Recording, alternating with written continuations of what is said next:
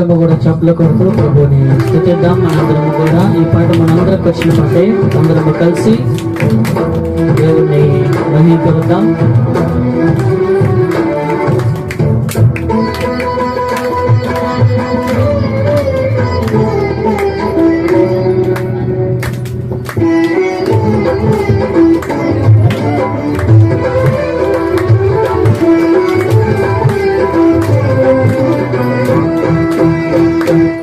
ఘనమైనవి నీ కార్యములు నా ఎడల, స్థిరమైనవి నీ ఆలోచనలు నా యేసయ్యా. ఘనమైనవి నీ కార్యములు నా ఎడల, స్థిరమైనవి నీ ఆలోచనలు నా యేసయ్యా. కృపలను పొందుచు కృతజ్ఞత కలిగి స్తుతులర్పించెదను అన్ని వేళలా. కృపలను పొందుచు కృతజ్ఞత కలిగి స్తుతులర్పించెదను అన్ని వేళలా. అనుదినము నీ అనుగ్రహమే, ఆయుష్కాలము నీ వరమే. అనుదినము నీ అనుగ్రహమే, ఆయుష్కాలము నీ వరమే. ఘనమైనవి నీ కార్యములు నా ఎడల, స్థిరమైనవి నీ ఆలోచనలు నా యేసయ్యా. మరి అందరం కూడా చప్పులు కొడుతూ ప్రభుని అందరం కూడా మహిమపరుద్దాం.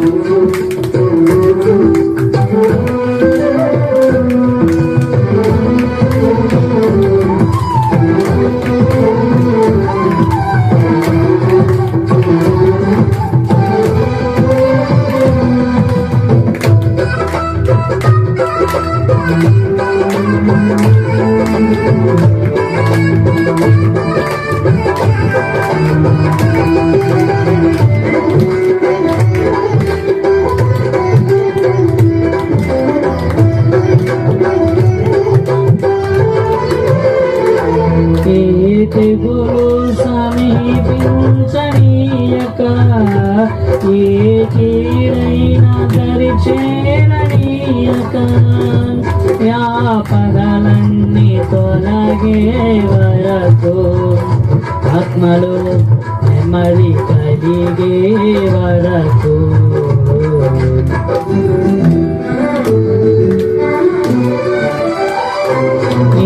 తెగులు సమీపించనీయక, ఏ కీడైనా దరిచేరనీయక, ఆపదలన్నీ తొలగే వరకు, ఆత్మలో నెమ్మది కలిగే వరకు. భారము మోసి మసటగా నిలచి ఆదరించితివి, ఈ స్తుతి మహిమలు నీకే చెల్లించెదను జీవితాంతము. ఘనమైనవి నీ కార్యములు నా ఎడల, స్థిరమైనవి నీ ఆలోచనలు నా యేసయ్యా. నువ్వు పొందుచు కృతజ్ఞత కలిగి స్తుతులర్పించెదను అన్ని వేళలా. అనుదినము నీ అనుగ్రహమే, ఆయుష్కాలము నీ వరమే.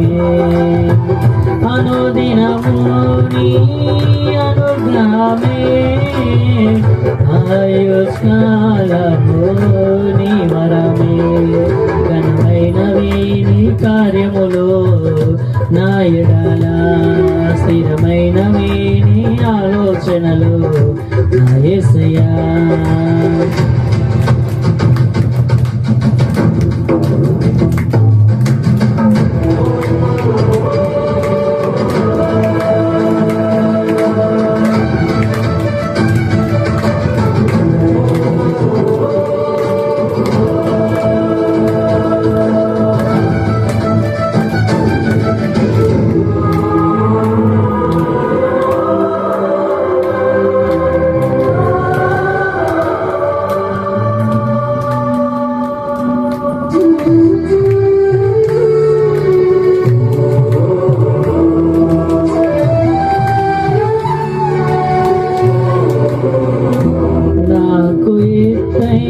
కోటవు నీవే, నన్ను కాపాడు కీడము నీవే, ఆశ్రయమైన బండవు నీవే, శాశ్వత కృపకాధారము నీవే.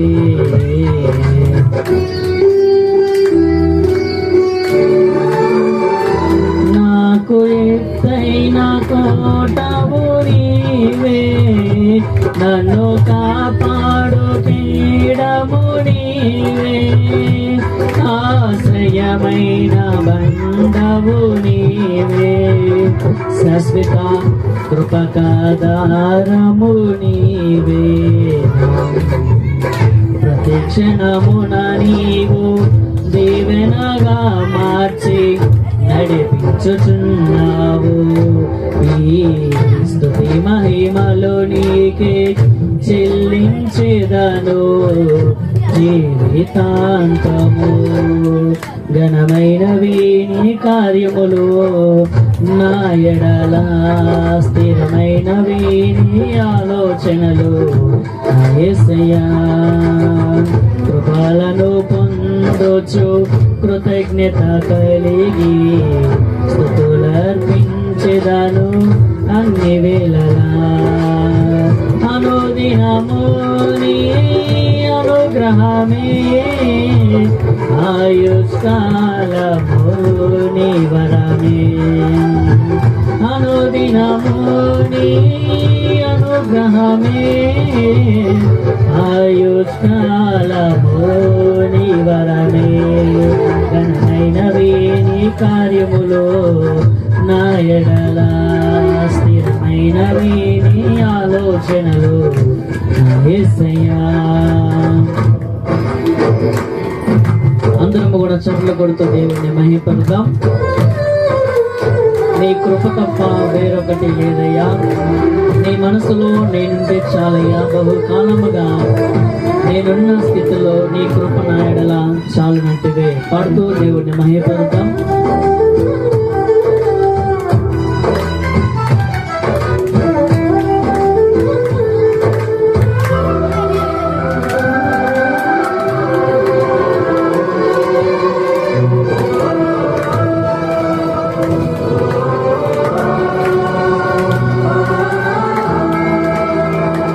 నీ కృప తప్ప వేరొకటి లేదయా, నీ మనసులో నేనుంటే చాలయా, బహుకాలముగా నేనున్న స్థితిలో నీ కృప నా ఎడ చాలునంటివే.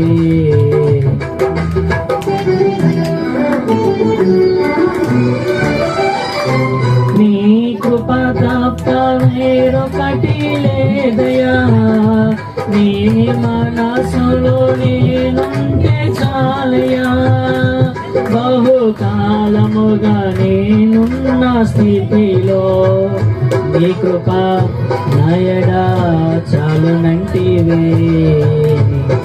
నీ అరచేతిలో నన్ను చిక్కుకుంటివే, నాకేమి కొదువా, ఈ స్తుతి మహిమలో నీకే చెల్లించెదను జీవితాంతము. ఘనమైనవే స్థిరమైనవే, ఘనమైనవే నీ కార్యములో, నా ఎడల స్థిరమైనవే నీ ఆలోచనలు, నా యేసయ్యా ఘనమైనవే నీ, నా ఎడల స్థిరమైనవే నీ ఆలోచనలు, నా యేసయ్యా కృపలను పొందుచు కృతజ్ఞత కలిగి స్తుతులర్పించెదను అన్ని వేళలా. కృపలను పొందుచు కృతజ్ఞత కలిగి స్తుతులర్పించెదను అన్ని వేళలా. అనుదినము నీ అనుగ్రహమే, ఆయుష్కాలము నీ వరమే, అనుదినము ఆయుష్కాలము నీ వరమే, ఘనమైనవి నీ కార్యములు, నా ఎడల స్థిరమైనవి నీ ఆలోచనలు, యేసయ్యా ఘనమైనవి నీ స్థిరమైనవి నీ ఆలోచనలు. రక్షణ అనేది కూడా ఎలాంటిది చెప్పండి? రక్షణ కూడా ఎలాంటిది? ఉచితంగా దొరికేది.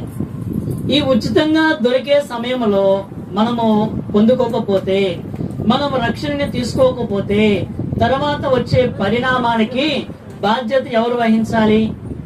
ఆ బాధ్యతను మనమే వహించాలి.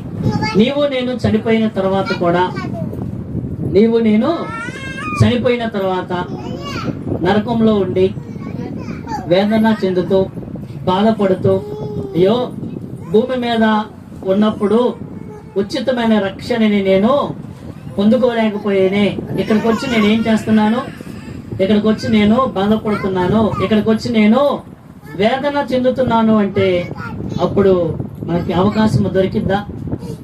అప్పుడు మనకి సమయము దొరికిద్దా? ఈ సమయము ఎలాంటిది అంటే విలువైన సమయము. ఈ సమయాన్ని మనం ఏం చేయాలి? దేవుని యొక్క వాక్య భాగాన్ని వినడానికి మన మనసు, మన హృదయము, మన మైండ్ అంతా కూడా ఎక్కడ ఉండాలి? దేవుని మందిరంలో ఉండాలి. మైండ్ ఆబ్సెంట్, బాడీ ప్రెజెంట్ అని మేము పలుకుతూ ఉంటాం. దాని అర్థం ఏంటిదంటే మనిషికి మాత్రం ఇక్కడే ఉన్నావు, మన ఊహ గానాలు అన్నీ కూడా ఎక్కడెక్కడో తిరుగుతూ ఉన్నాయి. ఎక్కడెక్కడో తిరుగుతూ ఉన్నప్పుడు దేవుని యొక్క వాక్యాన్ని మనం శ్రద్ధగా వినగలమా అంటే దేవుని యొక్క వాక్యాన్ని మనం శ్రద్ధగా వినలేము. దేవుని యొక్క ఆలోచన, దేవుడు నా మనసులో పెట్టిన ఒక మాటని ఈ మధ్యాహ్న కాల సమయంలో మనందరం కూడా విందాం. 2025 సంవత్సరము, పాత సంవత్సరము ముగించబడి కొత్త సంవత్సరంలోనికి మనందరము కూడా ప్రవేశించాం. దాన్ని బట్టి ప్రభుని నేను ఎంతగానో స్తుతిస్తూ ఉన్నాను. అయితే క్యాలెండర్ మారింది. ఏమి మారింది? క్యాలెండర్ మారింది. మన జీవితము మారిందా? 2025 సంవత్సరం అనే క్యాలెండర్ పక్కన పెట్టేసాం. 2026 సంవత్సరం క్యాలెండర్ ని మనందరం ఓపెన్ చేసాం. మరి పాత సంవత్సరానికి కొత్త సంవత్సరానికి ఏమన్నా దాదాపు మారిందా? మారలేదా? 2025 సంవత్సరంలో మనం ఏదైతే ఊహించామో, ఏదైతే సాధించాలనుకున్నామో, ఏదైతే ఆశీర్వాదం వచ్చిందో, ఏదైతే నష్టపోయామో అదే మరలా తిరిగి 2026 సంవత్సరంలో కూడా మనము దాన్ని కొనసాగించాలనుకుంటున్నావా? లేకపోతే ఆ 25ని ముగించి 2026 సంవత్సరం కొత్తగా ప్రారంభించాలనుకున్నావా? 25వ సంవత్సరంలో మన జీవితంలో ఎన్నో తీర్మానాలని తీసుకున్నాం. ఏమేమి తీర్మానాలు తీసుకున్నాం అనే దాని గురించి ఆలోచన చేస్తే, ఈ లోకపరంగా ఆలోచన చేద్దాం ఒక్క నిమిషము. ఈ లోకంలో ఉన్నవారు కొంతమంది ఏమి ఆలోచన చేస్తారు అంటే, ఇదిగో ఈ సంవత్సరం అయినా సరే నా పంట బాగా పండి మంచి రేటుకి నేను పండించిన పంట అంతా అమ్ముకుంటే నేను చాలా సంతోషంగా ఉంటాను అని ఈ లోకంలో ఉన్న వ్యక్తి అనుకుంటాడు.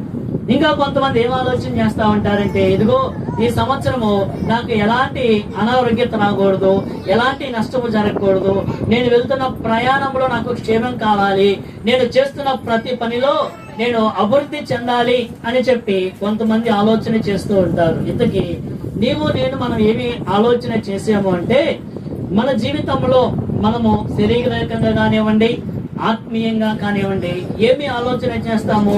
సదరు ఒక క్రైస్తవుడు, దేవుణ్ణి నమ్ముకున్న ఒక వ్యక్తి ఏమి ఆలోచన చేస్తాడు అంటే, ఇదిగో ఈ రోజు నుంచి నేను ఉదయం పూట, సాయంత్రం పూట ప్రతిరోజు కూడా ప్రార్థన చెయ్యాలి.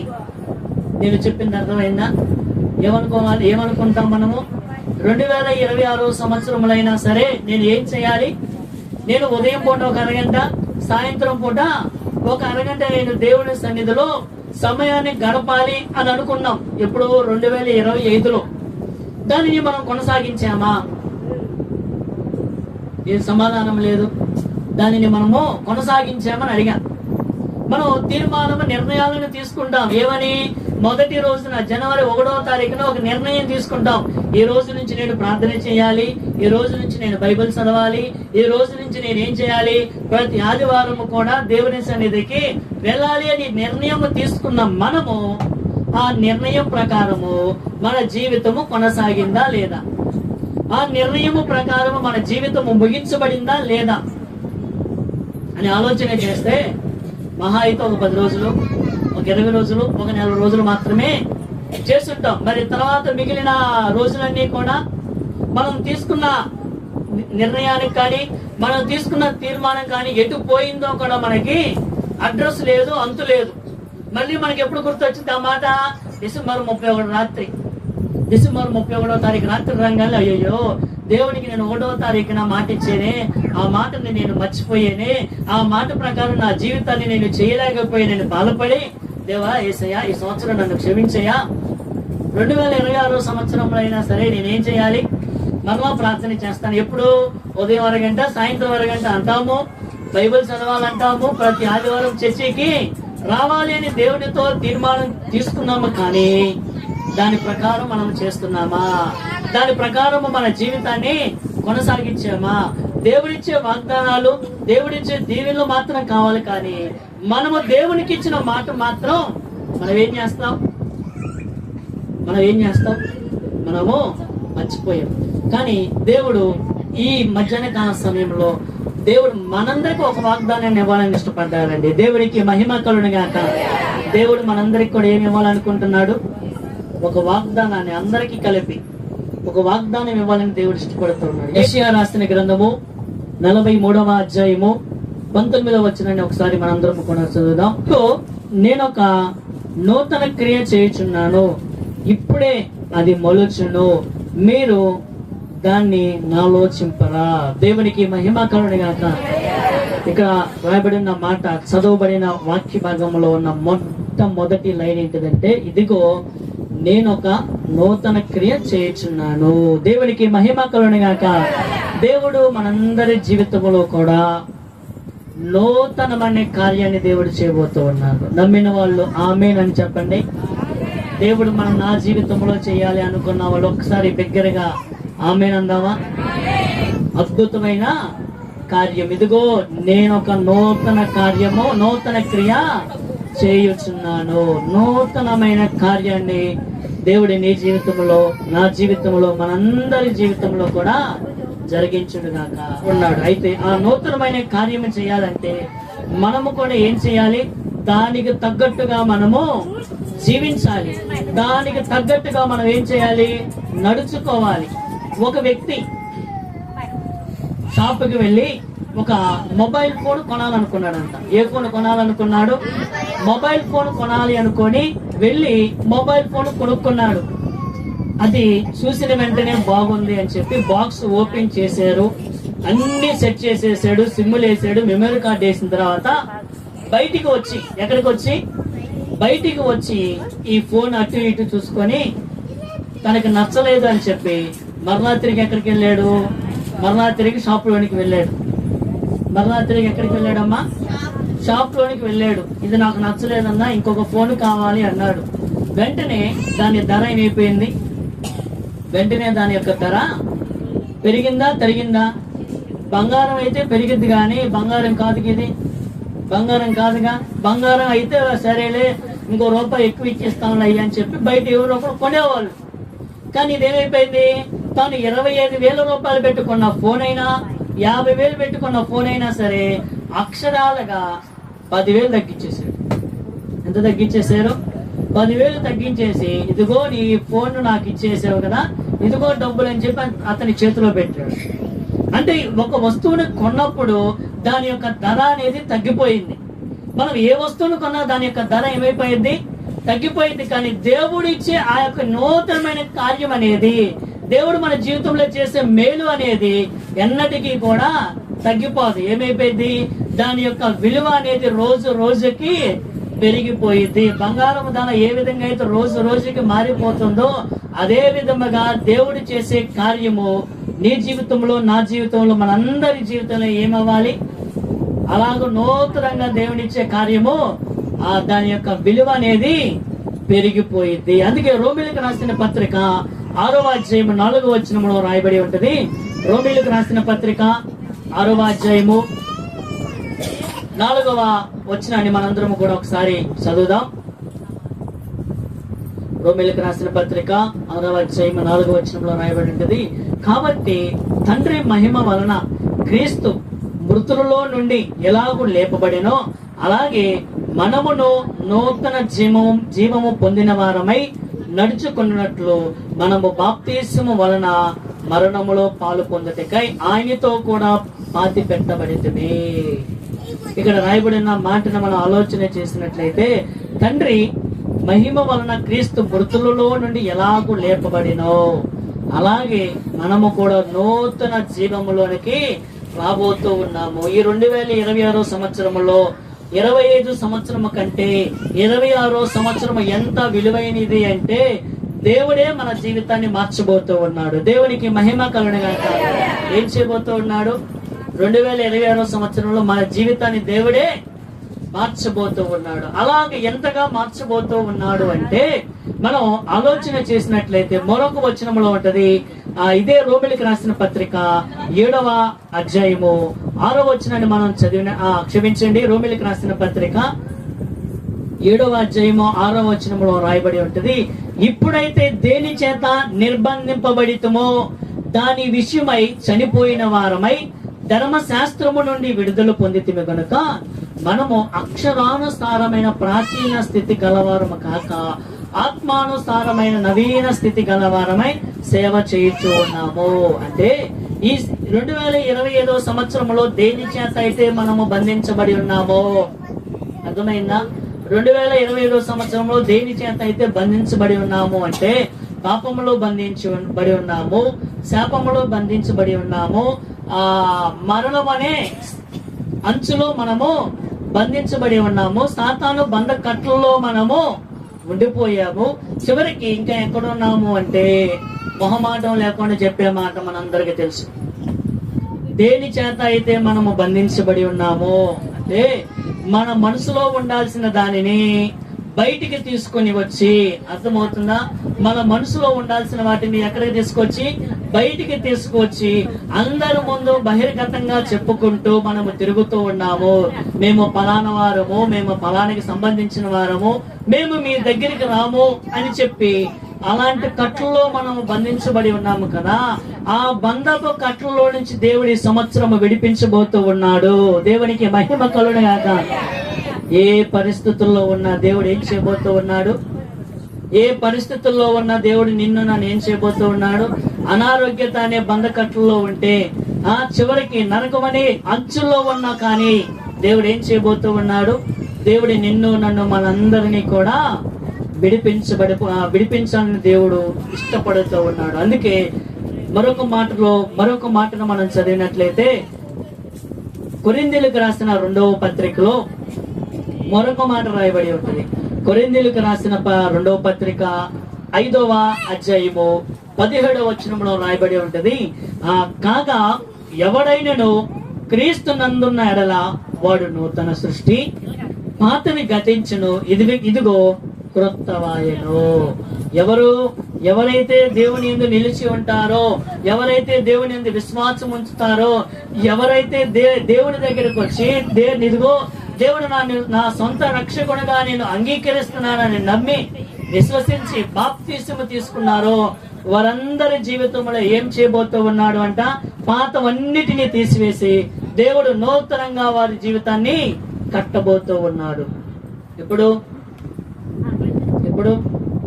ఈ 2026వ సంవత్సరంలో దేవుడు నీ జీవితంలో జరిగిన వాటన్నిటినీ మర్చిపోయాడు. నీవు చేసిన పాపాలన్నిటినీ దేవుడు మర్చిపోయాడు. కానీ నీవు నేను మనందరం కూడా ఏం చేస్తున్నాం? ఆ 2025లో ఏదైతే చేసామో 25లో కూడా అదే చేయాలని నిర్ణయం తీసుకుని ముందుకు వచ్చాము. కానీ దేవుడు మన జీవితంలో నూతనమైన కార్యాన్ని దేవుడు చెయ్యబోతూ ఉన్నాడు. ఎంత గొప్ప కార్యము అని ఆలోచన చేసినట్లయితే అనుదినము మనము దేవునితో సంబంధము కలిగే విధముగా, అనుదినము మనము దేవునితో సంబంధము కలిగి, అనుదినము మనము దేవుని సహవాసములో ఉండే విధముగా ఈ 2026 సంవత్సరము మన జీవితంలో దేవుడు చేయాలని ఇష్టపడుతూ ఉన్నాడు. ఎవరైతే అక్కడ రాయబడి ఉంటుంది కాగా ఎవడైనానో క్రీస్తునందున్న యెడల వాడు నూతన సృష్టి. ఒక దినాన ద్రాక్ష చెట్టులో ఉన్న ఒక కొమ్మ ఆలోచన చేస్తూ ఉంది. ఏమని ఆలోచన చేస్తా ఉన్నదంటే, ఇదిగో ఈ చెట్టుకి కొమ్మగా నేను పుట్టాను, ఈ చెట్టుకి నేను ఏమైపోయాను, అంటు కట్టబడి ఉన్నాను కదా, ఈ అంటు కట్టబడిన నాకు కాయలు రాలేదు. ఏమి రాలేదు? కాయలు రాలేదు అని ఆ కొమ్మ బాధపడుతూ ఈ చెట్టులో నుండి నేను వేరైపోతాను అనుకుందంట. ఈ చెట్టులో నుండి నేనేమైపోతాను, వేరైపోతాను అని చెప్పి ఆ చెట్టులో ఉండాల్సిన ఆ కొమ్మ ఏమైపోయింది, ఆ చెట్టుతో కలిసి ఉండాల్సింది దూరంగా విడిపోయింది. దూరంగా విడిపోయిన తర్వాత ఒక 2-3 రోజులు బాగానే ఉంది. ఒక వారం తర్వాత ఏమైపోయిందంటే వాడిపోవడం ప్రారంభించింది. ఏమవడం ప్రారంభించింది? వాడిపోవడము ప్రారంభించింది. ఒక 20 రోజుల తర్వాత పూర్తిగా ఎండిపోయింది. తీసుకుని వెళ్ళి పొయ్యిలో పెట్టుకోవడానికి ఉపయోగించేసారు. అదే చెట్టుకున్న మరొక కొమ్మ ఏమని ఆలోచన చేసిందంటే, నేను ఈ చెట్టుతోనే కలిసి ఉంటాను, ఈ కొమ్మ ఈ చెట్టుతోనే నేను కలిసి ఉంటాను, ఎంత కాలమైనా సరే కాయలు కాయకపోయినా నేను ఈ కొమ్మతోనే కలిసి ఉంటాను అని చెప్పి దాంతోనే కలిసి ఉండిపోయింది. తను ఆశించిన రీతిగానే ఆ చెట్టుకి ఏమి కాసినాయి, పూత వచ్చింది. పూత కాస్త కాయలు అయిపోయింది. ఇప్పుడు ఏమైపోయింది, ఆ కొమ్మ ఆ చెట్టుతో కలిసి ఉండటం ద్వారా ఆ చెట్టు అందించిన ఆహారము, ఆ చెట్టు ద్వారా వచ్చిన పోషక ఆహారాలన్నీ కూడా సమృద్ధిగా ఆ కొమ్మకు పండి ఆ కొమ్మకి అంది చివరికి ఫలితాన్ని అనుభవించింది. అయితే మనం కూడా చాలా సార్లు ఏమి చేస్తున్నాము అని బైబిల్ గ్రంథము తెలియచేస్తుందంటే, యోహాను సువార్త 11వ అధ్యాయము 5వ వచనములో రాయబడి ఉంటది, ద్రాక్షవల్లిని నేను, తీగలెవరు? తీగలు మీరు. ఎవరు నా యందు నిలిచి ఉండునో, నేను ఎవని యందు నిలిచి ఉండునో వాడు బహుగా ఫలించును. నాకు వేరుగా ఉండి మీరేమియూ చేయలేరు. మరొక 7వ వచనములో ఉంటది, నా యందు మీరును, మీ యందు నా మాటలను నిలిచి ఉండిన ఎడల మీకేది ఇష్టమో అడుగుడి, అది మీకు అనుగ్రహింపబడును. ఈ 2 వచనాలు మనకు అర్థమైనవి. ఈ 2 వచనాల గురించి ఆలోచన చేసినట్లయితే, ద్రాక్షవల్లిని నేను, తీగలు ఎవరు? మనం. ద్రాక్షవల్లి ఎవరింతకి? దేవుడు. తీగలు మనము దేవునితో అంటు కట్టబడి ఉంటే, మనము దేవునితో కలిసి ఉంటే, మనము దేవునితో కలిసి జీవిస్తూ నివసిస్తూ మన జీవితాన్ని కొనసాగిస్తే మనం ఏమవుతామంట? ఫలింపులోనికి మనము వస్తాము. మరి దేవునికి వేరే ఉండి మనం ఏం చేయలేము అంట? మనము ఫలింపులోనికి రాము. మరి 2026 సంవత్సరంలో దేవుడు మనల్ని అభివృద్ధిలోనికి తీసుకొని రావాలి అంటే, మరి దేవుడు మన జీవితంలో నూతనమైన కార్యాన్ని దేవుడు చేయాలి అంటే, మనం ఎవరితో కలిసి నడవాలి? ఎవరితో కలిసి నడవాలి? దేవునితో మనము కలిసి నడవాలి. ఎవరితో కలిసి నడవాలంట? దేవునితో కలిసి మనం నడిస్తే మనము అభివృద్ధి చెందుతాము. దేవునితో కలిసి నడవకుండా దూరంగా మన జీవితము, నేను మోనార్క్ని, నా జ్ఞానముతోనే నేను బతుకుతాను, నా బలముతోనే నేను గొప్ప ధనవంతుని అవుతాను అంటే సాధ్యమా? అసాధ్యమా? అసాధ్యము. ఎందుకని? దేవునికి వేరే ఉండి మనం ఏమీ కూడా చేయలేమంట. అయితే నా యందు మీరు ఉంటే మీ యందు కూడా నేను ఉంటాను. నా మాటలను మీరు విన్నారు కదా, ఆ మాటల ప్రకారం మీ జీవితాన్ని కట్టుకుంటూ ముందుకు కొనసాగితే దేవుడు మన జీవితంలో నూతనమైన కార్యాన్ని చేయడానికి దేవుడు సిద్ధముగా ఉన్నాడు. దేవుడు మొట్టమొదటిగా మన జీవితంలో ఏమి చేయాలని ఆశపడుతూ ఉన్నాడు అంటే, యేసు క్రీస్తులో ఉండువాడు నూతన సృష్టి. యేసు ప్రభుతో మన జీవితాన్ని ముందుకు కొనసాగిస్తుంటే మనం ఏ పరిస్థితుల్లోకి వెళ్తామో నూతనంగా మన జీవితము అభివృద్ధి చెందింది. ఎవరు ఆయనలో ఉండి ఫలిస్తూ ఉంటారో వారు బహుగా ఫలింపులోనికి వస్తారు. మరి ఆ బహుగా ఫలించటానికి మనం ఏం చేయాలి? దేవుణ్ణి ఏమి అడిగితే దేవుడు మనందరికీ కూడా ఇస్తాడో మనం అది కోరుకోవాలి. ఒక తండ్రిని ఒక కుమారుడు అడిగాడంట, నానా ఇదిగో ఒక చెరువు గట్టు మీద 3 కప్పలు నివసిస్తా ఉన్నాయి. ఒక కప్ప అనుకుంది, ఏమనుకుందంటే నాన్న, ఇదిగో ఇది ఇప్పుడే నేను ఈ గట్టు మీద నుంచి అవతల గట్టు మీదకి నేను దూకాలి అని అనుకుందంటే ఒక కప్ప. సరేరా నువ్వు చెప్పు కథను ప్రారంభించాడు. అయితే ఒక ప్రశ్న నాన్న, ఏంటి అంటే ఆ ప్రశ్న, ఈ కప్ప అనుకుంది కదా ఏమని, ఈ గట్టు నుంచి ఆ గట్టుకి వెళ్ళాలనుకుంది కదా, ఈ కప్ప వెళ్ళిందో వెళ్ళలేదో చెప్పలేదు, కానీ ఎంతకి ఎన్ని కప్పులు ఉంటాయి నానా అని అడిగాడంట. ఎన్ని కప్పులు ఉంటాయి నానా అని అడిగాడంటే వెంటనే తండ్రి ఆలోచన చేసి, ఇదిగో ఒక కప్ప అవతలకు దూకింది కాబట్టి 2 కప్పులు ఉన్నాయి అనుకోని 2 ఉన్నాయి అబ్బాయి అన్నాడంట. నువ్వు చెప్పింది సమాధానము తప్పు నానా అన్నాడు. సరే ఇంకొంచెం ఆలోచన చేసి, ఈ 3 కప్పులు ఫ్రెండ్షిప్ చేస్తా ఉన్నాయి కదా, 3 కూడా స్నేహితులే కదా అని ఆలోచన చేసి, ఒక కప్పు దూకింది కాబట్టి 2 కప్పులు కూడా అవతలకి వెళ్ళిపోయినాయి. ఈ గట్టు మీద ఏమి లేవు లేవురా అన్నాడు. రెండోసారి కూడా నువ్వు తప్పు చెప్పావు నాన్న అని చెప్పి నవ్వుతూ అన్నాడు. అన్న వెంటనే తండ్రి కొద్దిగా ఆలోచన చేశాడు. ఎంత ఆలోచన చేసినా సమాధానం మాత్రం దొరకపోయేసరికి, సరేరా నేను చెప్పలేకపోయాను కాబట్టి నువ్వే చెప్పు అనగానే, ఏమి లేదు నాన్న, కప్ప దూకాలనుకుంది కానీ దూకలేదు. అర్థమైందా? కప్ప ఏం చేయాలనుకుంది? దూకాలనుకుంది. ఎక్కడికి దూకాలని? యువతల గట్టు నుంచి అవతల గట్టుకి దూకాలనుకుంది కానీ ఆ కప్ప మాత్రము దూకలేదనేసరికి తండ్రి ఆశ్చర్యపోయాడు. నిజమే, మనం కూడా చాలా సార్లు ఏం చేస్తా ఉంటాము అంటే, మనం కూడా కొన్ని తీర్మానాలు తీసుకుంటాం. తీసుకుంటా ఉంటాం? తీర్మానాలు తీసుకుంటాం.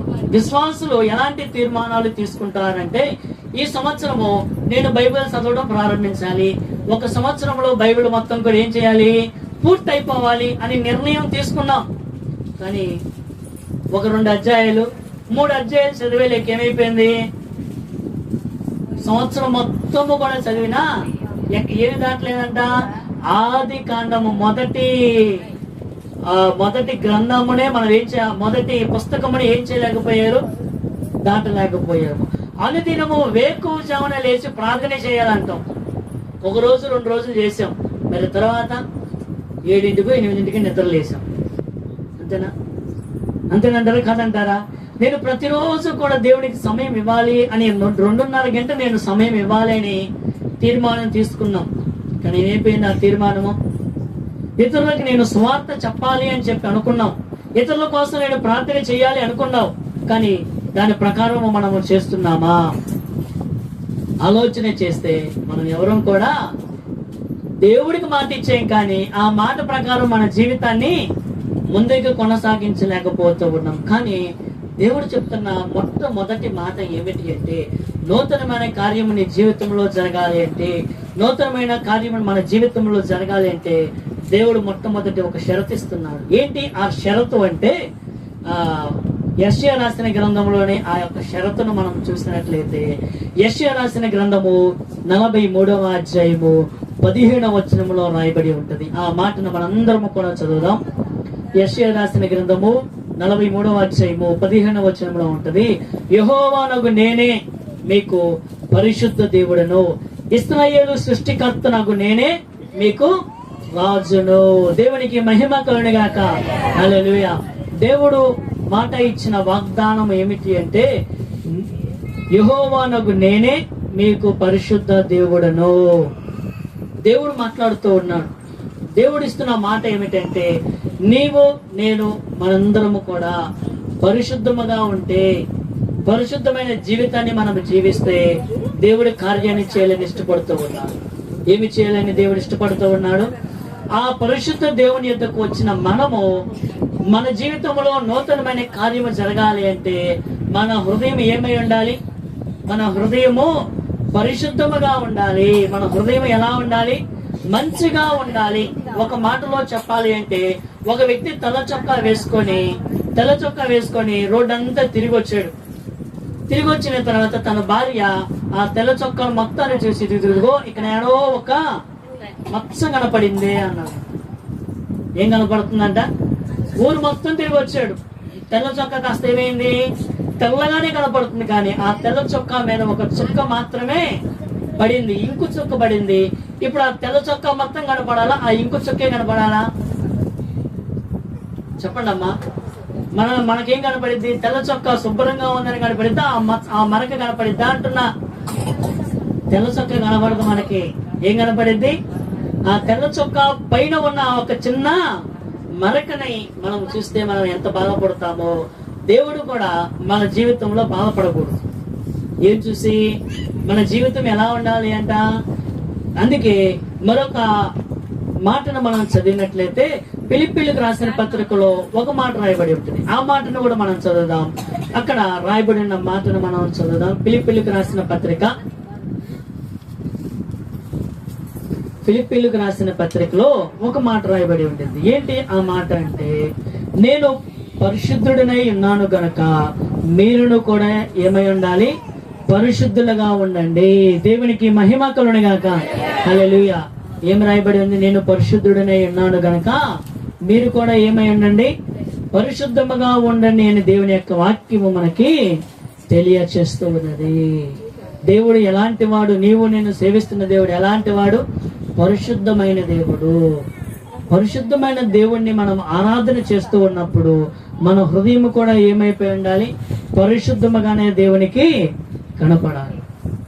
మనలో లోపాలు పెట్టుకొని, మన మనసులో కుళ్ళు పెట్టుకొని, మన మనసులో అసూయలు పెట్టుకొని, మన మనసులో ఇతరుల మీద ద్వేషాలు పెట్టుకొని దేవుని సన్నిధి దగ్గరికి వచ్చి దేవుని మనం ఆరాధన చేస్తే ఆ ఆరాధన దేవుని దగ్గరికి వెళ్ళిందా? ఆ ఆరాధన దేవుడు వింటాడా? చెప్పండి, వింటాడా? వినలేడా? వినలేడు. ఎందుకని? మన మనసులో ఒకటి పెట్టుకున్నాం, బయటికి మాత్రము సంతోషంగా ఆనందంగా మనము ఏం చేస్తున్నాము? చెప్పండి, సంతోషంగా ఆనందంగా మనము ఆరాధన చేస్తే దేవుడు ఏమి చూస్తున్నాడు? సొలొమోను, క్షమించింది, సమూయేలు యెషయా ఇంటికి వెళ్ళాడు. ఏం చేయాలి అని అంటే, రాజుని చేయాలి అని చెప్పి వెళ్ళాడు. పెద్ద కుమారుడు వచ్చిన వెంటనే చూసాబా, చాలా బలంగా ఉన్నాడు, సౌందర్యంగా కనిపిస్తూ ఉన్నాడు, ఇతన్ని రాజుగా ఉంటే చాలా బ్రహ్మాండంగా ఉంటది అని ఆశపడ్డాడు. కానీ దేవుడు ఏమన్నాడు? వద్దన్నాడు. రెండో కుమారుడు వచ్చాడు, వద్దన్నాడు. మూడో కుమారుడు వస్తే దేవుడు ఏమన్నాడు? మనుషులు పైరూపాన్ని చూస్తాడు, కానీ నేను ఎక్కడ చూస్తున్నాను? హృదయాన్ని చూస్తున్నాను అన్నాడు. మరి దేవుడు మనము ఆరాధన చేస్తూ ఉన్నప్పుడు మనము చేసే ఆరాధన చూస్తాడా? మన హృదయాన్ని చూస్తాడా? మన హృదయాన్ని దేవుడు చూస్తాడు. మరి దేవుడిచ్చే ఆ యొక్క గొప్ప కార్యము మన జీవితంలో జరగాలి అంటే మన హృదయం ఎలా ఉండాలి? మన జీవితం ఎలా ఉండాలి? చెప్పండి, ఎలా ఉండాలి? పరిశుద్ధముగా మన హృదయము ఉండాలి. దేవుడు చేసే ఆ యొక్క గొప్ప కార్యము మన జీవితంలో జరగాలి అంటే మన హృదయము శుభ్రంగా ఉండాలి. ఇప్పుడు అన్నం తిన్న పల్లెములోనే మళ్ళీ అన్నం వేస్తే ఏమంటారు? ఎంగిలి పల్లె నాకు ఇచ్చిన వేణువాయి అంటావా? అన్నవా? ఇప్పుడు బంతికి వెళ్ళామని అర్థం కావడానికి, బంతికి వెళ్ళినప్పుడు తిన్న తర్వాత ఆ టేబుల్ మీద ఉన్న వాటన్నిటిని కూడా తీసేసారు. ఒక మెతుకు కనపడితే మనం ఏం చేస్తాము? ఆ ఊడ్చేవాడినో లేకపోతే ఆ చిమ్మేవాడిని తీసుకొచ్చి మెతుకు కనపడుతుంది, ఈ మెతుకు నీకు కంటికి కనపడలేదా అని చెప్పి మనం ఏం చేస్తాము? అంటామా? అనలేమా? ఖచ్చితంగా మనము అంటాము. మరి దేవుడు కూడా మనల్ని ఏమనాలి? దేవుడు కూడా మనల్ని అడుగుతూ ఉన్నాడు, ఇదిగో అంతా బాగానే ఉంది, కానీ అదిగో అదిగో ఆ మత్స్సును చూసావా? ఆ మత్స్సు ఒక్కసారి తీసుకోవయ్యా, నేను చేయబోతున్న కార్యం నీకు కనిపించింది. నేను చేయాలనుకున్న కార్యము ఇదిగో ఈ ఒక్క మొక్క అడ్డు వస్తుంది. ఏ మొక్క? ఆ మొక్క ఏ మొక్క? అది మనకే తెలియాలి. పాపం అనే మొక్క అయి ఉండొచ్చు, లేకపోతే అసూయ అనే మొక్క అయి ఉండొచ్చు, లేకపోతే ఇతరుల మీద కోపం అనే మొక్క అయి ఉండొచ్చు. ఏదైనా కానివ్వండి, ఆ ఒక్క మరక మన హృదయంలో ఉండిపోయింది. ఆ మరకని ఈ ఉదయకాలం, ఈ మధ్యాహ్న కాలం సమయంలో తీసివేసుకుంటే దేవుడు చేస్తున్న ఆ యొక్క గొప్ప కార్యము మన కళ్ళారా మనము చూడొచ్చు అంటండి. దేవునికి మహిమ కలుగును గాక. మరి ఆ గొప్ప గొప్ప కార్యము మన జీవితంలో జరగాలి అంటే మనం ఏం చేయాలి? మనలో ఉన్న ఆ మరక, మనలో ఉన్న ఆ మచ్చను మనం తీసివేసుకుంటే దేవుడు చేసే కార్యము మన జీవితంలో మనకి కనపడింది. గత సంవత్సర కాలంలో నీ జీవితంలో మాసిపోయినట్లుగా భయంకరమైన హీన స్థితిలో ఉన్నప్పటికీ, అపవిత్రాత్మ చేత బంధించబడినప్పటికీ దేవుడు ఆశపడుతూ ఉన్నాడు వాటన్నిటి నుంచి కూడా విడిపించడానికి. భయంకరమైన అనుభవాల్లో ఉన్న మనల్ని దేవుడు నూతనమైన హృదయంలోనికి దేవుడు తీసుకురావాలని ఆశపడుతూ ఉన్నాడు. మరి మనం ఏం చేయాలి అంట? మనం ఏం చేయాలి? పవిత్రముగా, పరిశుద్ధంగా మనము జీవించాలని దేవుడు ఇష్టపడుతూ ఉన్నాడు. అందుకే దేవుడు ఇశ్రాయేలు ప్రజలకు కూడా ఒక వాగ్దానం ఇచ్చాడు. 10 ఆజ్ఞల్లో ఒక ఆజ్ఞ ఏమిటి అంటే, అక్కడ మనము చదువుదాం. 10 ఆజ్ఞల్లో ఒక్క ఆజ్ఞను మనము చదివినట్లయితే మనకి బాగా అర్థమైంది.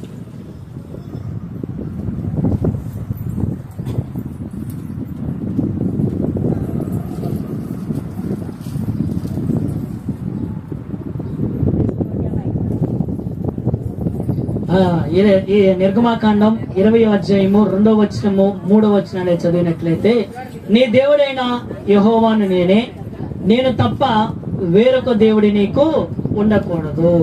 ఇశ్రాయేలు ప్రజలకు ఇచ్చిన ఆజ్ఞల్లో ఒక ఆజ్ఞ ఏమిటి? నేను తప్ప వేరొక దేవుడి నీకు ఉండకూడదు అని ఇచ్చాడు. కానీ ఈ విషయాన్ని మనం ఆలోచన చేసినట్లయితే, దేవుడు తప్ప అందరం కూడా ఏం చేస్తున్నాము? మనకంటూ ఒక దేవుడు ఉన్నాడు. అర్థమవుతుందా? దేవుడికి ఇవ్వాల్సిన స్థానంలో వేరొక వస్తువుని కానీ వేరొక వ్యక్తిని కానీ మనం తెచ్చి పెట్టేశాం. ఏంటి అది అంటే, నేను అనే అహం. అర్థమవుతుందా? నేను అనే అహం అంటే నేనే చెయ్యాలి, నేనే చూడాలి, అంతా నాదే. అర్థమవుతుందా? నేనే చేయాలి, మొత్తం నేనే చెయ్యాలి, నేనే నేనే నేనే నేను తప్ప ఇంకోటి కూడా రాదు. అర్థమవుతుందా? ఏ పని చేసినా ఎవరు ఉండాలి? ముందు దేవుడు ఉండాలని మాత్రం బయటికి చదువుతాం, కానీ మనసులో మాత్రం ఏముంటుంది? నేను చేయాలి. ఏం చేయాలి? నేను అనే అహాన్ని మన హృదయంలో ఉంచుకుంటే, దేవుడికి ఇవ్వాల్సిన స్థానాన్ని దేవుడికి ఇవ్వకుండా నేను అనే అహము అడ్డొస్తూ ఉన్నది. దేవుడు మనతో మాట్లాడుతూ ఉన్నాడు. ఏమని? నేను అనే అహాన్ని పక్కకి తీసి పెడితే, నేను అనే అహము పక్కకి తీసి పెడితే ఇప్పుడు ఎవరు వచ్చి కూర్చుంటారు? అక్కడికి దేవుడు వచ్చి కూర్చుంటాడు. నీవు నేను సేవిస్తున్న దేవుడు వచ్చి కూర్చొని మన జీవితంలో రాజుగా ఉండి మనల్ని ముందుకు నడిపించాలని దేవుడు ఇష్టపడుతూ ఉన్నాడు. దేవునికి మహిమ కలుగును గాక. అలాంటి హృదయం మనకి కావాలా? ఎలాంటి హృదయము? దేవుడు పరిశుద్ధుడు. మరి ఆ పరిశుద్ధ జీవితాన్ని మనం కూడా జీవించాలని ఆశ ఉంటే లేచి నిలబడి ఈ మధ్యాహ్న కాల సమయంలో దేవుడిని మనం అడుగుదాం. సువార్త 2వ అధ్యాయం 9వ వచనాన్ని చదువుదాం. మత్తయి సువార్త 2వ అధ్యాయం 9వ వచనం. వారు రాజు మాట విని బయలుదేరి ఇదిగో తూర్పు దేశమున వారు చూసిన నక్షత్రము ఆ శిశువు ఉండిన చోటికి మీదుగా వచ్చి నిలుచు వరకు వారికి ముందుగా నడిచిన. చిన్న ప్రార్థన చేద్దాం. పరిశుద్ధుడు అయిన మా తండ్రి, వందనాలు స్తోత్రాలు చెల్లిస్తున్నాం. ఈ చదివిన మాటలు మాకు అర్థం అవడానికి సహాయం చేయండి. కృప చూపించి నడిపించి బలపరచండి అని, వినడానికి అర్థం చేసుకోవడానికి గ్రహించడానికి మాకు కృపానుగ్రహించండి అని యేసు ప్రభు వారి పరిశుద్ధ నామమున ప్రార్థన చేసి స్తోత్రం చెల్లించి పెడుతున్నాము తండ్రి. ఆమేన్. ఒకసారి గట్టి దేనికి స్తోత్రం చేద్దాం. వాక్యం వినాలన్నోడు చెప్పండి. నేను వాక్యం వినాలనుకుంటున్నాను పాస్టర్ గారు అన్నోడు చెప్పండి. ఇది చాలా మంది వినకూడదు అనుకుంటున్నారు. మరి ఇంటికాడ వండిని ఆరిపోతాయి అనుకుంటున్నారేమో.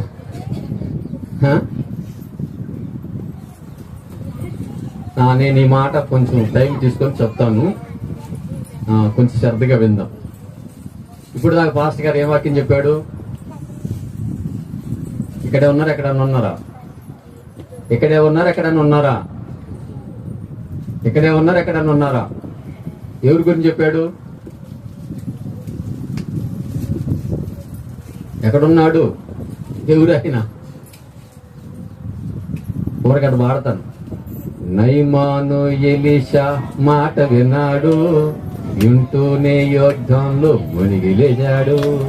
లేచాడా లేకపోతే ఎవరు ఇప్పుడు దాకా చెప్పింది ఎవరిని గురించి? మరి ఎడిపోయాడు ఆయన, ఇప్పుడు వచ్చాడు ఆయన మధ్యలోకి. వాక్యం వినాలి, ఎక్కడున్నా ఇక్కడికి వచ్చిన తర్వాత వింటా ఉన్నాను నేను వాక్యం. అంటే మైండ్ వాక్యం మీదకి వెళ్ళిపోవాలి. ఇవన్నీ బాహ్యమే, ఎంత బాహ్యం. ఈ బాహ్యంగా పట్టించుకోవద్దు మీరు. ఆత్మీయంగా ఎక్కువగా దాని మీద మనసు పెట్టాలి, దృష్టి పెట్టాలి. అక్కడ మనం చదివిన భాగంలో ఒక మాట గుర్తుపెట్టుకోండి. వీళ్ళు తూర్పు దేశపు జ్ఞానులు. సుమారుగా వీళ్ళు ఆ బబులోను ఆ ప్రాంతాలకు సంబంధించిన వారిగా మనం దీన్ని గుర్తుపెట్టుకోవాలి. యేసు ప్రభు పుట్టినప్పుడు వీళ్ళు వెంటనే ఇంటిలోనికి రాలా, యేసయ్యను చూడటానికి రాలా. సుమారుగా 6 నెలల కాడి నుంచి సంవత్సరం లోపు లేదా సంవత్సరం లోపు టైం పట్టింది వాళ్ళు రావటానికి. ఎందుకంటే యేసయ్య పుట్టినప్పుడు ఆ ఆకాశంలో ఆ నక్షత్రాన్ని వాళ్ళు చూశారు. ఆ నక్షత్రం ఒక మహాత్ముని జననకు కారణమని వాళ్ళకి అర్థమయ్యి ఆ నక్షత్రాన్ని బట్టి వాళ్ళు ఆ బబులోను ఆ తూర్పు దేశం నుంచి ఎక్కడ దాకా నడిపించబడ్డారంటే ఆ యెరూషలేము దాకా నడిపించబడ్డారు. గుర్తు పెట్టుకోండి, ఎక్కడ దాకా? అక్క మాట్లాడబాకను.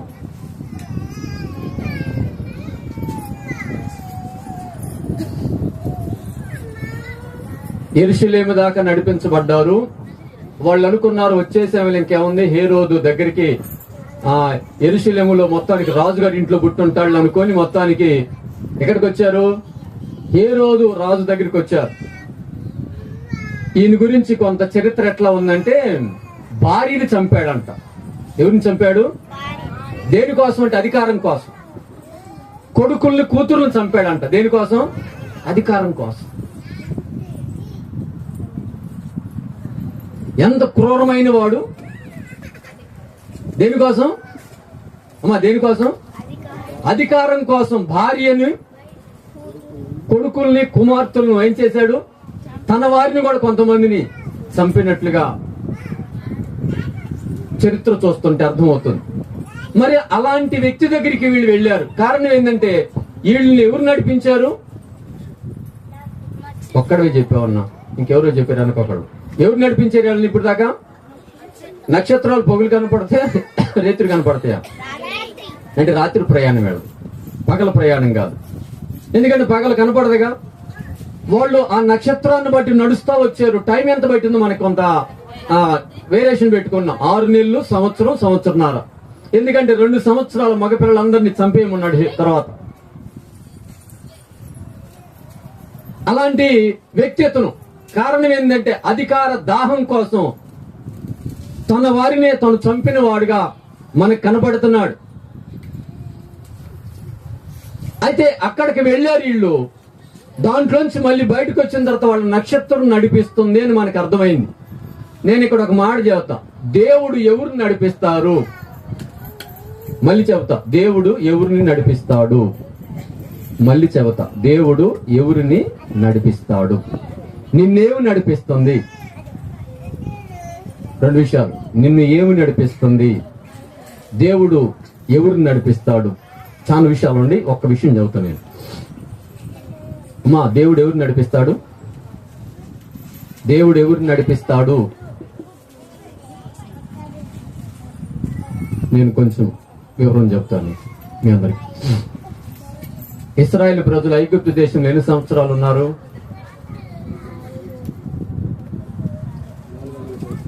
400.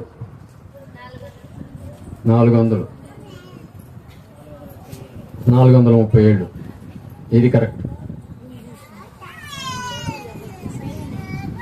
ఎన్ని సంవత్సరాలు? 430 సంవత్సరాలు ఇశ్రాయేలు ప్రజలు ఐగుప్తు దేశములో ఆ బానిసత్వములో ఉన్నారు. ఎందుకు వెళ్ళారంటే 2 కారణాలు. ఒకటి, అబ్రహాముకు చేసిన వాగ్దానం నెరవేరాలి. ఆ వాగ్దానం నెరవేర్పు కోసం ఆ దేవుడు కరువును అనుమతించాడు. ఆ కరువు కాలంలో యాకోబుతో పాటు 70 మంది లేదా 75 మంది ఐగుప్తుకు వెళ్ళారు. ఆ ఐగుప్తులో 430 ఏళ్లు జీవించారు. బాగా వినండి. 430 ఏళ్ళు వాళ్ళు జీవించారు. ఆ ఫరో రాజు వారు సైన్యాధిపతులు లేకపోతే వారిలో ఉన్న అధికారులందరూ వీళ్ళను పైన బాగా ద్వేషాన్ని లేకపోతే బాధని ఇబ్బందిని కలుగు చేస్తున్నారు. ఎంత బాధ అంటే ఇంట్లో పుట్టిన కుమారుని చంపుతున్నారు. ఎవరిని? బాగా చెప్తున్నారు కుర్రాడు రామాపురం. ఇంట్లో పుట్టిన కుమారులు చంపుతున్నారు, లేదా నైల్ నదిలో పడేస్తున్నారు. కూతుర్లు బతకనిస్తున్నారు, కుమారులను చంపుతున్నారు. మట్టి తొక్కి ఇటుకలు చేసి బట్టీలుగా పేర్చి కాల్చి రామ్సేస్ అనే పట్టణాన్ని కడుతున్నారు. చాలా ఇబ్బందికరమైన పరిస్థితుల్లో వారి జీవితాలు సాగుతున్నాయి. ఇలాగ ఉన్నప్పుడు మోషే జన్మించాడు. అదంతా కొంత అయిపోయింది. ఆయన పారిపోయాడు, ఒక మనిషిని చంపాడు, వచ్చాడు. ఈ బాధలన్నీ వీళ్ళు తట్టుకోలేక, దేవుడా మరి ఎంత భయంకరంగా బాధపడుతున్నాం మేము అని దేవుడి సన్నిధిలో ప్రార్థన చేశారు వీళ్ళు. దేవుడు ఎట్టకేలకు మొత్తానికి వాళ్ళని విడిపించడానికి ఆయన వచ్చాడు. మోషేని వాళ్ళకి నాయకుడిగా పంపించాడు. వాళ్ళని విడిపించడానికి ఏర్పాట్లన్నీ చేశాడు. ఈ చేసే క్రమంలో అసలు ఫరో మాట అంటల్లా, నేను బలమైన చేతిని జాబుతాను, అప్పుడు బానిస్తాడులే, అప్పుడు దాకా బానీడు అన్నాడు. ఈ విధంగా చేస్తా వచ్చాడు. మొత్తానికి వాళ్ళని బయటికి తీసుకురావడానికి దేవుడు కార్యాలు చేసేది అంత అయిపోయింది. ఇప్పుడు వాళ్ళు బయటకు వచ్చారు, ఇక వెళ్తున్నారు. ఇప్పుడు ఆ మాట చదువుందాం. నిర్గమాకాండం 13వ అధ్యాయము 21వ వచనం. ఈ మాటతో మనం ముగిద్దాం. మిమ్మల్ని బయట ఏమి ఇబ్బంది పెట్టాలి ఎక్కువసేపు, ఆ కొద్దిలోని ముగిస్తా నేను. అక్కడ ఒక మాట రాశాడు, అడొక మంచి మాట రాస్తాడనమాట. దేవుడు వాళ్ళని నడిపించడానికి ఏం చేశాడు అక్కడ రాశాడు. నిర్గమాకాండం 13వ అధ్యాయము 21వ వచనం. చదవగలిగిన వాళ్ళు చదవండి. వారు పగలు రాత్రియు ప్రయాణము చేయనట్లుగా యెహోవా త్రోవలో వారిని నడిపించుటకై పగటి వేళ మేఘస్తంభములోను వారికి వెలిగించుటకు రాత్రి వేళ అగ్ని స్తంభములోను ఉండి వారికి ముందుగా నడిచెను. పిల్లలు, ఇక్కడ మనం చదివిన భాగంలో పెనుడు బాగా ఈ మాట గుర్తు పెట్టుకోండి, దీన్ని పట్టుకోండి. వాళ్ళని నడిపించడానికి దేవుడు ఏం చేశాడంట? ముందుగా ఉండి నడిపిస్తా వచ్చాడు. ఎట్లా? మేఘస్తంభంలోను అగ్ని స్తంభంలో ముందుగా ఉండి వారిని నడిపిస్తానికి ముందుగా, వారిని నడిపించడానికి ముందుగా ఆయనే నడుస్తున్నాడు. వారిని ఆయనే నడిపిస్తున్నాడు. వీళ్ళని నడిపించడానికి కారణం ఏంటిది? ఇది గుర్తుపెట్టుకోండి. మీ ఆట నేను మన తర్వాత అడుగుతాను. గొర్రె పిల్ల రక్తము చేత వాళ్ళు విమోచించబడిన వారు. ఏ రక్తం చేత? నేను ఇక్కడ ఇంకో పాయింట్ చదువుతాను. గొర్రె పిల్ల రక్తముల వారిని, ఆ గొర్రె పిల్ల రక్తము చేత విమోచించబడిన వారినే మరి నడిపించడానికి దేవుడే వాళ్ళకి ముందుగా నడుస్తుంటే, యేసు ప్రభు రక్తం చేత విమోచించబడిన మనల్ని నడిపించడా? నేను ఇక్కడ ఒక ప్రశ్న అడుగుతా మిమ్మల్ని. విమోచన అంటే విడిపించబట్టని అర్థం. ఎంతమంది విడిపించబడిన వాళ్ళు ఎక్కడ ఉన్నాం? అమ్మా, ఎంతమంది ఇక్కడ విడిపించబడిన వాళ్ళు ఉన్నా మేడం? పాపము నుంచి, లోకము నుంచి, లోక విధానాల నుంచి, అల్లరి ఆటలు పాటల నుంచి, సీరియాలు సినిమాల నుంచి, దేని నుంచమ్మా? సీరియాలు సినిమాల నుంచి, తర్వాత అల్లరి ఆటల పాటల నుంచి, అపార్థాలు మనస్పార్థాల నుంచి ఎంతమంది విడిపించబడిన వాళ్ళు ఉన్నా మేడం? మనం నిజంగా మనం విడిపించబడితే మన ముందు ఎవరు ఉంటారు? మనల్ని ఎవరు నడిపిస్తారు? దేవుడు. మరి నిన్నెవరు నడిపిస్తున్నారు? దేవుడు నడిపితే ఆదివారం పనికెట్టి వెళ్తున్నా? దేవుడు నడిపిస్తే అల్లరి మాటల్లోకి ఎందుకు వెళ్తున్నా? దేవుడు నడిపిస్తుంటే సీరియల్ ఎందుకు చూస్తున్నా? నేను అడుగుతున్న ప్రశ్న మిమ్మల్ని ఇది. దేవుడు నడిపిస్తే చింతపిక్కల ఆటకాడికి ఇంటికి కూర్చొని ఉన్నా? చెప్పండి సమాధానం నాకు.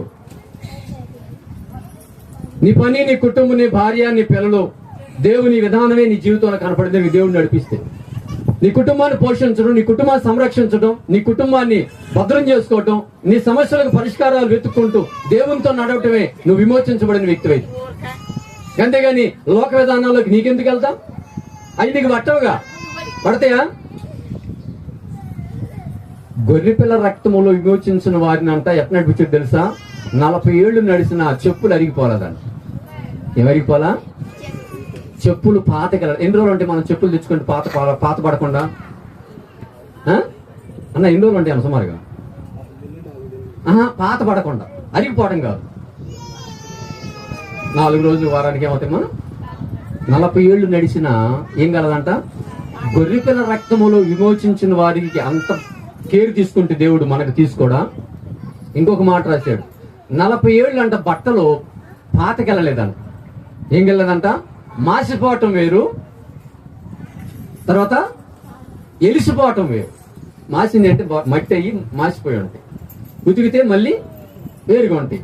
కలర్ చేంజ్ అయితే కష్టం. అట్లా కలర్ చేంజ్ కావాలంట. ఎన్నేళ్ళు? 40 ఏళ్ళు.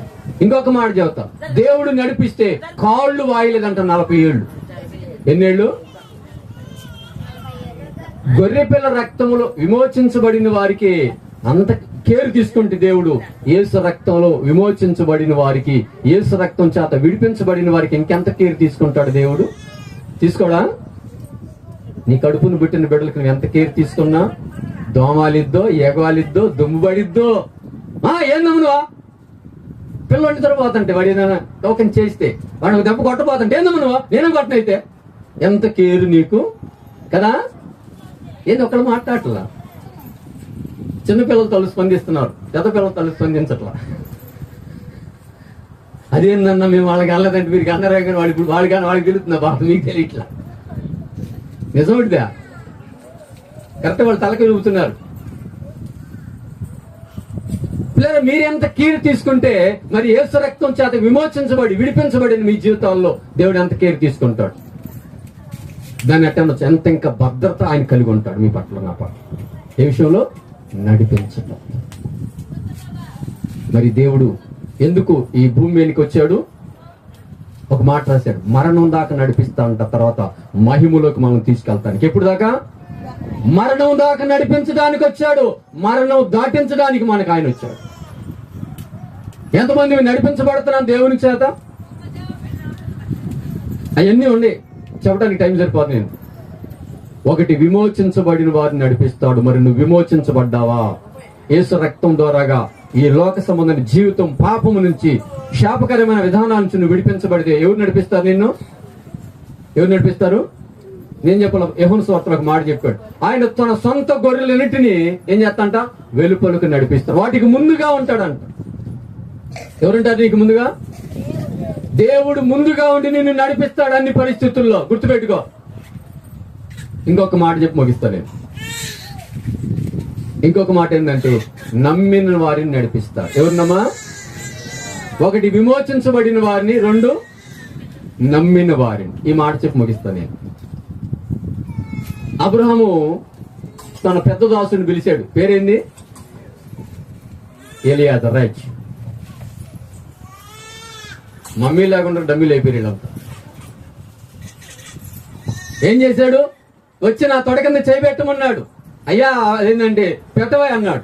అదేంటంటే నా కొడుకు ఒక పిల్లని తీస్తాడు అన్నాడు. ఎక్కడికి పోయి? నేను పుట్టినూరు, నేను పెరిగిన దేశం, వెళ్ళు ఒక పిల్లని తీసుకురండి. అయ్యా మరి అమ్మాయి అబ్బాయిని చూడొద్దా? చూడకుండా ఎవరైనా చేసుకున్నారు మీరేడా? చేతులు ఎట్టండి వాళ్ళు దాన్ని అర్థం అందరం కలిసి. మా అమ్మ మాటిని మా నాన్న మాటిని నేను చేసుకున్నాను, చూడలేదు అని చెప్పగలిగినాడు ఉన్నారా? ఏంది ఒకళ్ళు చెప్పట్లేదు నాకు. బయట ఏమైనా ఉన్నారేమో ఒకళ్ళ అమ్మమ్మలు నాయనమ్మలు. అయ్యా పిల్ల చూడకుండా మరి పిల్లోడిని చేసుకోవడానికి వచ్చింది ఊరు.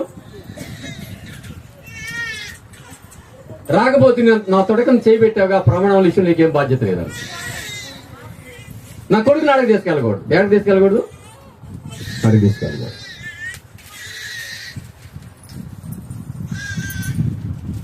సరేనే అన్నాడు. మాట్లాడతా 7 వచ్చిన ఒక మాట అన్నాడు. నేను పుట్టిన దేశము నుండి, నేను నా తండ్రి ఇంటి నుండి, నేను పుట్టిన దేశం నుండి నన్ను తెచ్చి నాతో మాట్లాడి నాకు వాగ్దానం చేశాడు, నీ సంతానానికి ఈ దేశాన్ని ఇస్తానని. ఆ దేవుని దూత నీకు ముందుగా పోయిద్ది అని చెబుతాడు. అదే అధ్యాయం 24, ఆదికాండం 24:48 ఒక మాట అంటాడు.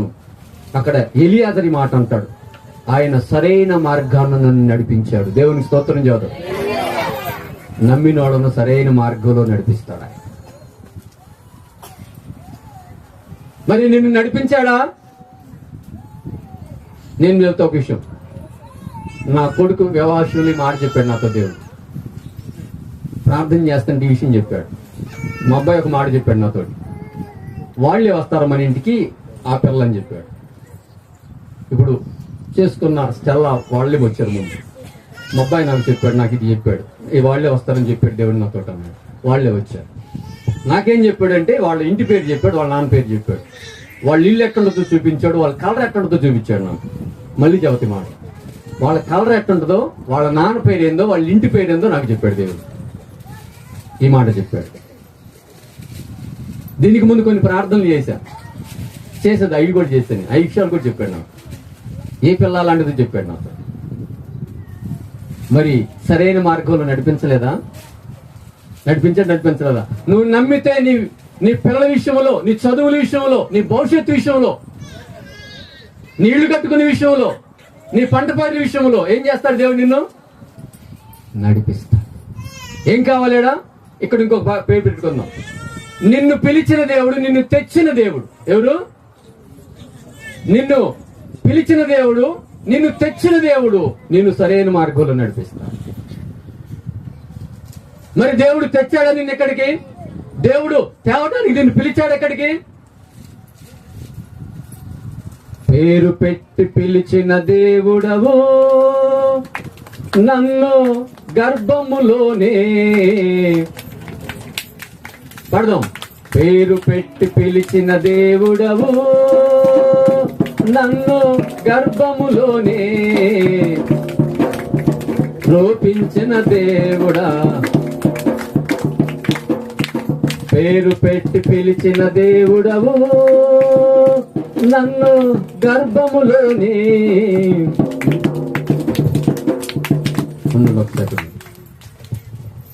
చదవలేన పాడుబడి. పేరు పెట్టి పిలిచిన దేవుడవు నన్ను గర్భములోనే రూపించిన తండ్రివి నన్నెరిగిన యేసయ్యవు. రూపించిన తండ్రివి నన్నెరిగిన యేసయ్యవు. ఏ నాటిదో ఈ బంధము యేసయ్య నీతో అనుబంధము. పదం. ఏ నాటిదో ఈ బంధము యేసయ్య నీతో అనుబంధము. ప్రత్యేక పరిచావే నీ కోసము, ప్రత్యక్ష పరిచావే నీ మహిమను. పేరు పెట్టి పిలిచిన దేవుడవు నన్ను గర్భములోనే రూపించిన తండ్రి నన్నెరిగిన యేసయ్యవు. అమ్మాయి రండి. ఏం చేస్తాడు దేవుడు మనల్ని? నమ్మిన దేవుడు, పిలిచిన దేవుడు, నిన్ను తెచ్చిన దేవుడు ఏం చేస్తాడు? నిన్ను ఏం చేస్తాడు?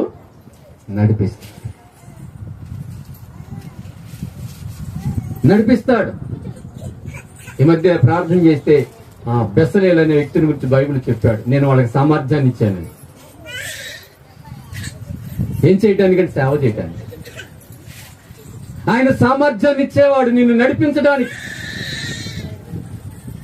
పిల్లలు మరి మన జీవితాల్లో గుర్తుపెట్టుకుందాం. విమోచించిన వారిని ఏం చేస్తాడు ఆయన? నేను ముగిస్తున్నాను.